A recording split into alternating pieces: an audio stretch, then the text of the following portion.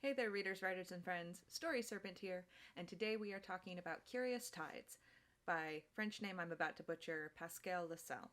It was published in October of 2023 by Margaret K. McElderry Books, which is the Simon & Schuster imprint. But before we get into all that, today's random words are like, share, subscribe, verbose.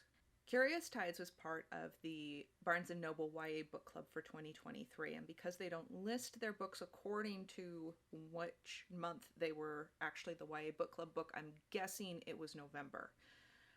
It was right alongside another Story Serpent favorite, What the River Knows by Isabel Ibanez, and shocker of all shockers in this pay-to-play arena, Curious Tides is now also one of the finalists for 2023 Books of the Year for Barnes & Noble.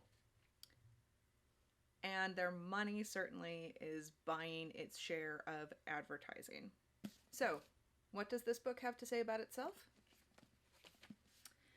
Emery might be a student at the prestigious Aldrin College for Lunar Magics, but her healing abilities have always been mediocre at best, until a treacherous night in the Dovermere Sea Caves kills a group of her classmates and leaves her as the only survivor. Now Emery is plagued by strange, impossible powers that no healer should possess, powers that would ruin her life if the wrong person were to discover them. To gain control of these new abilities, Emery enlists the help of the school's most reclusive student, Baz, a boy already well versed in the deadly nature of darker magic, whose sister happened to be one of the drowned students and Emery's best friend. Determined to find the truth behind the drownings and the cult-like secret society she's convinced her classmates were involved in, Emery is faced with even more questions when the supposedly drowned students start washing ashore, alive, only for each to immediately die a horrible magical death. And Emery is not the only one seeking answers. When her new magic captures the society's attention, she finds herself drawn into their world of privilege and power, all while wondering if the truth she's searching for might lead her right back to Dovermere to face the fate she was never meant to escape. Okay, so promises we have here is that Emery is our main character, that the Dovermere Caves are going to feature prominently. We are told that Baz happens to be her best friend's brother, as if they didn't have a relationship previous, but the book is trying to push a love triangle pretty hard. Baz is also another point of view character. He's not just somebody that comes into Emery's story. This is a dual POV book. Emery's got no clue about the secret societies for the better part of the first quarter of the book. She's not convinced about their involvement at all. So what we know from what this book says about itself is that it's a lying liar who lies. In terms of the outer trappings, you can see that this cover is beautifully embossed. I love the teal and black. I love the silver details. They definitely went all out to make this a beauty that anyone who likes fantasy, who likes a touch of the dark in their books, is going to be very drawn to this. This kind of art print style and then art deco style on the binding, really lovely. So they definitely went all out there. And then we see those same symbols rendered on the hardcover itself underneath the dust jacket. We also get this lovely title page. And we see a lot of this too, where we've got these black pages with white print that are showing us map of the world, map of Aldrin, and we also get them because this book, like so many modern YA, is in parts. We all know how I feel about parts. Unless you are seriously distinguishing between time passing, a total change in setting, or a real significant upheaval, an event in the plot kind of demarcation where there's before this thing happened and then there's after this thing happened, your book doesn't need to be in parts. Anything other than that is just, it's kind of silliness. Now, the reason I think they're justifying it being in parts is because they have this literary intrusion that's happening throughout the book, where this story from this world, the Song of the Drowned Gods, is meant to be pointing our heroes, our protagonists, like apparently everyone at this college, in the direction of the tides as these deities and their story and what they went through. This story that was written is meant to be an allegory for the truth of what happened to them, and yet no one really seems to know the real truth. It's all now myth and legend that's... We'll get to it in the world building. Anyway, so we have these beautiful black pages. The problem with these black pages is when, in a copy like mine, where you have a couple of printing errors, pages that are speckled with a little extra ink, the printing isn't clear, this white typeface becomes nearly impossible to read. So one of these literary inserts for me, I tried really hard to read it and couldn't because it was so black, it was so muddled, it was really difficult. I mean, you can probably even see on camera that the white typeface is going to be a little bit difficult, especially at this font size. Or I might just be getting old. I might need better readers. It's a possibility. We also have these lovely chapter caps, these beautiful illustrations at the top of the chapters. You also see these little marks in the corners that change the phases of the moon as it goes through parts here. So to the formatters, to the people who put this thing as a physical book together and into the world, bravo. You did a masterful job. This is a really beautiful piece of work. I'm not sure it's worth reading, though, is the problem. You can also see she hefty. This sucker is 544 pages, and the sequel, Stranger Tides, which is due out in November of 2024, that's right, they're only a year apart, is supposed to be about the same size. Now, there could be a number of reasons for this situation, but I'm betting, based on the way this book ended, that it was actually one book. One ginormous, bloated, 1,100-page book. And someone in their wisdom went, let's just end it here. Let's cut this in half. Let's do that, shall we? Based on the fact that this is supposed to be a trilogy, but books 1 and 2 are coming out back to back. Either books 1 and 2 were the same book and they decided they had to have them, or they got to the end of book 2 in the editing phase, realized there's no freaking way we are going to be able to wrap this up properly. We need a whole nother book, and a third book was then added on to contract. These are speculations.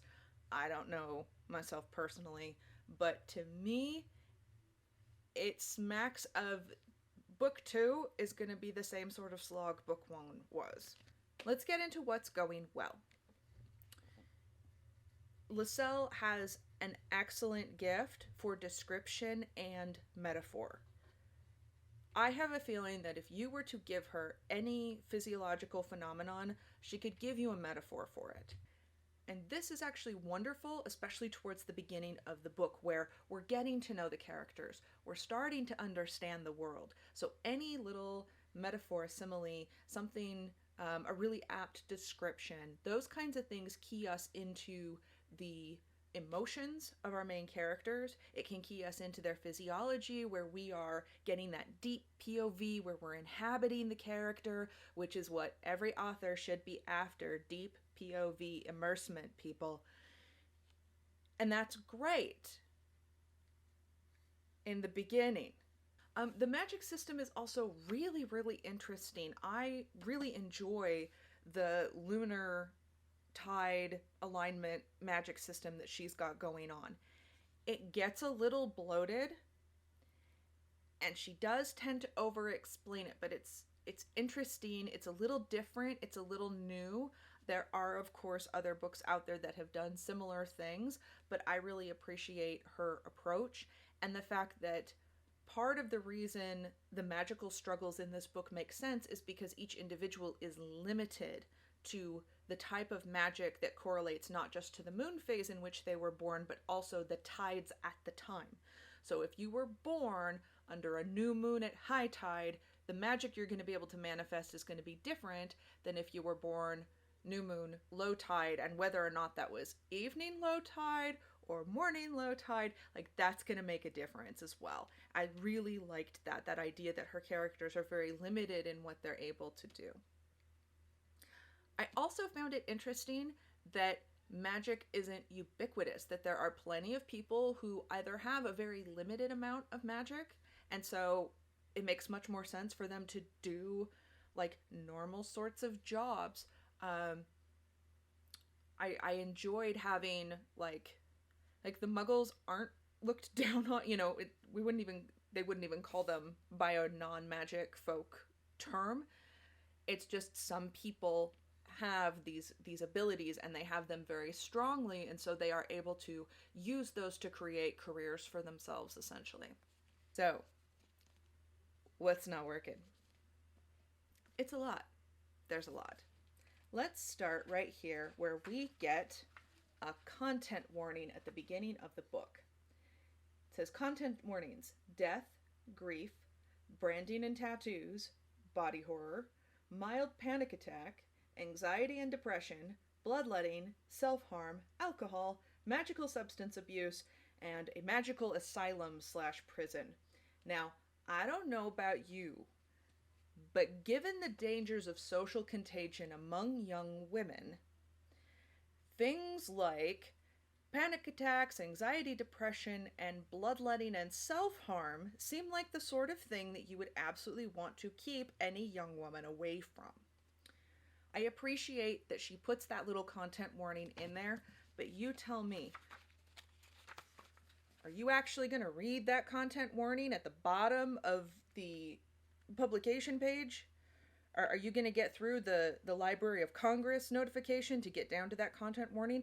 Probably not. And that content warning is no joke. The bloodletting is a significant part of the magic system and the way magic can and cannot be used. At one point, there is a group of at least 9 teenagers using the same sharp implement passed around between them, no cleanliness at all, to do their bloodletting so they can all do their magic, so they all probably have AIDS now. I don't know. It's the thing that astonished me the most is that in a world where bloodletting is part of magical use, you would also think that major hygiene around sharp implements would be a huge deal, that people would have their own specific knife, that they would have their own hygiene kits, that they would carry those around with them, that like you would never be caught without your personal sharp implement to make sure you could do your own bloodletting if the need arose without having to risk using a dirty blade. Because as far as I can tell, the only people who wouldn't have to worry about that too much are healers who can effectively heal themselves. Otherwise, you're going to end up with a ton of bloodborne illness running around all over the place, and given the length of time, like we have a high-built civilization here that's been doing this for supposedly thousands of years, you would think that would become a very big deal, because there would be very specific cases of people who were casual about such things and lost various appendages to gangrene, etc. So the content warning is not to be taken lightly, and based on the way the world building is done, I absolutely would not hand this book to any young woman, especially a young woman who struggles with anything like anxiety or depression, or for whom self-harm might be appealing. I certainly will not be letting my daughters read this book. Next thing that's not working is the size. 544 pages is not in itself a bad thing. Nothing wrong with a big spider-wampin book, as long as it's readable. This book was an endless slog through everyone's emotional baggage, gone over and over and over. Baz is scared of all the things. We get it. Emery is lying and manipulative and conflicted about everything. We get it. The fact that we have to slog through their emotional descriptors over and over and over again was just the most tedious nightmare of a read. Despite how interesting the magic system was, I always have a difficult time spending time with characters I don't like. And I don't like Emery at all. She's a liar. She's manipulative. She is actively using Baz and the fact that he has a crush on her. Kind of, I guess. Like, we're meant to believe there's chemistry there. I don't feel it at all. I don't buy it at all. We also get a lot of very repetitive descriptions about people's physiological interactions. Everyone is aware of how close this person is to them. Like, it feels like she's trying to generate this romantic tension, and it just doesn't exist. And I'm pretty sure it doesn't exist because she actually wants Baz to end up with the guy he's been rooming with the previous school year, who is obviously gay and obviously very interested, and she makes that very plain. So it's almost like she is trying to force this romantic tension that Baz thinks he has with Emery, only for that to go completely out the window in the next book. And the fact that his roommate, while imprisoned, is not dead, the whole time I'm going, okay, when's the boyfriend gonna come back? When's the boyfriend gonna come back? And of course, eventually at the end of the book, he does. Also, if you're hoping that this is going to be any sort of satisfying romance at all, it's not. It's not. The end of the book is a total disappointment in terms of romances and what is satisfying. This book also wraps up no story threads. None. You are left with people are still stuck in between worlds, which is what we figure out, like, the caves are all about eventually. Is there a gateway between worlds? Okay, cool. The Song of the Drowned Gods, that literary insert along the way, is pointing to, you can go find where the tides, the deities who created our magic, they're being trapped in this shadow world somewhere, and you can go find them, and the person who finds them and releases them will bring full magic, instead of all this restriction we have, back into the world. So we are being promised this throughout the book, again and again. We're going to wake the tides, we're going to find the tides, these people went to find the drowned gods and release them, over and over, and again, it's so repetitive. So I'm thinking, okay, we're going to go meet the tides. And as the book continues, I'm looking at, how much is left, how much is left, how much is left.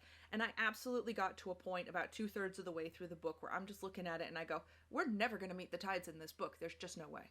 And we don't. We're never going to satisfy this on-off love triangle. And we don't. There's just a gaping hole of plot happening with this story. And like I said, there's a ton of inconsistencies in the world building. The bad guys were also not that compelling to me. It was, bad guys are rich and powerful and want more rich and powerful things. If that were the case, rather than spending all their time, effort, and energy persecuting those who have the most magic, wouldn't they be creating secret societies that court those that have the most magic? I can only imagine that in a culture where bloodletting is considered very, very normal, it's part of everybody's magical whatever, these eclipse-born, as they're called, who can access their magic all the time, they don't have to do the bloodletting. If they could get a taste of the power and privilege being offered, don't you think they'd be perfectly happy to donate blood every month? Like, there's no reason for them to be an oppressed class. It's silly. It doesn't make sense. And so you end up with these bad guys who are just bad guy because we want the things. And rather than doing what normal people do and go, oh, I would like the thing, I'm very interested in this thing, I will do the ethical thing and see if I can find some volunteers who are willing to work with me in exchange for come party on my yacht or something similar. Like, of course that would happen. Of course you would have volunteers who are like, I would love to donate my crazy blood to science because people in this, get right in here, because people in this culture don't treat me well. And if we can change that perception because we are doing great, wonderful, extra magic science work, then of course they're going to buy in. And you don't have to have 100% of that population buy in order for that to be successful. So thinking we have to have 100% of this population under our thumb and locked up in the asylum, it's lunacy. Especially given that the particular nation this is taking place in is apparently not ubiquitous. Other cultures, we find out, don't treat the Eclipse-born the same way. And if you have a world full of other cultures where these individuals are praised, lauded, seen as being deeply connected to the tides and are therefore semi-sacred individuals, why would any Eclipse-born stay at Aldrin? Why would they stay in this place if it's so terrible? Again, it doesn't make sense. These inconsistencies in the world building, and I think inconsistencies in understanding human nature and the way people work, lead to these very cookie cutter straw man villains. Now, I want to point something out real quick.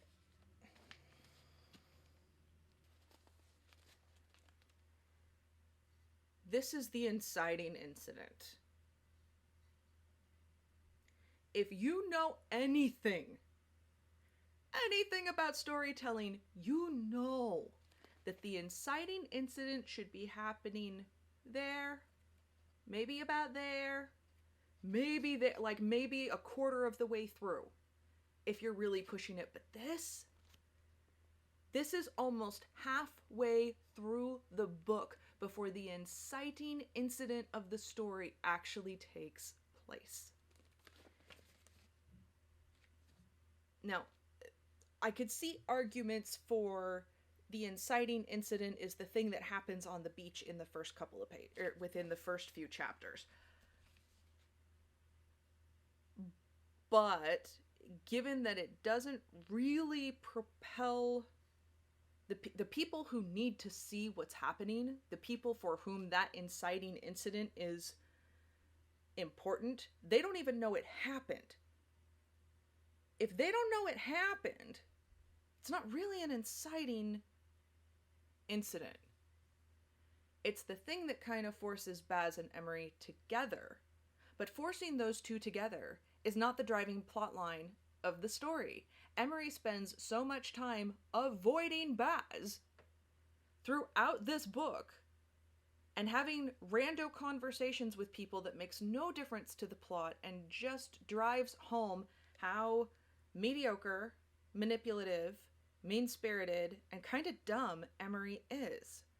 Spending this many pages with her was an absolute slog of a read. I put it down so many times. I almost didn't finish it, but I wanted to say for sure, because I knew, but I wanted to say for sure that this ending was going to be deeply unsatisfying, and it is. This is a book one that feels like half a book one that was cut in two, and the second part is coming to you this November, and at this point, I don't care. I will not be reading the sequel. I cannot stand another 544 pages of this.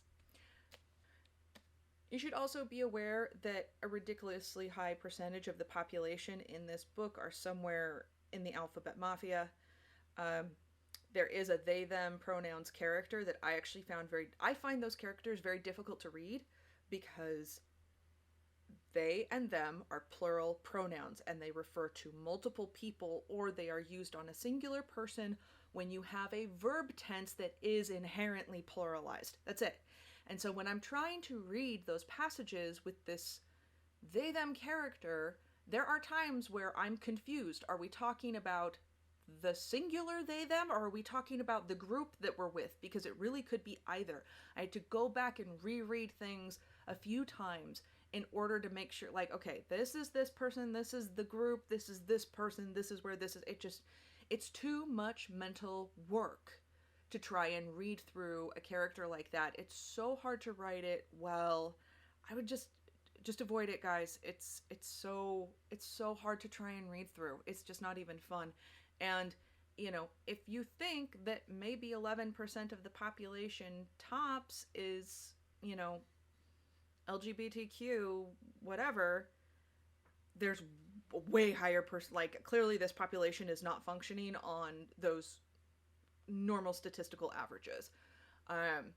So there's going to be a lot of that. So if that concerns you, either as a parent or a teacher, about having a lot of those kinds of characters and relationships in a book, that's something to be aware of. The adults are dumb. All of the adults are worse than useless.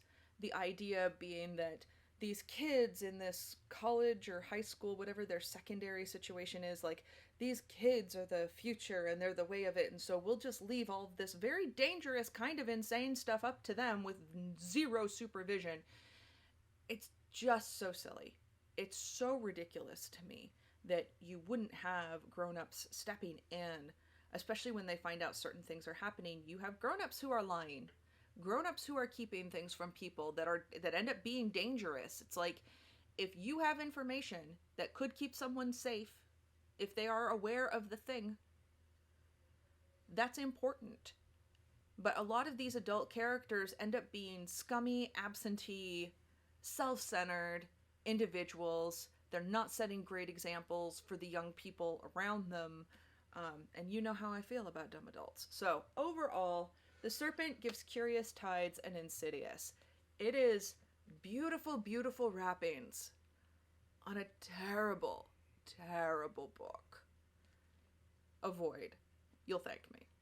That's all I have for today. If you've got a book you'd like to see The Serpent take on, feel free to put it down in the comments. Until we meet again, read on, write on, stay sharp.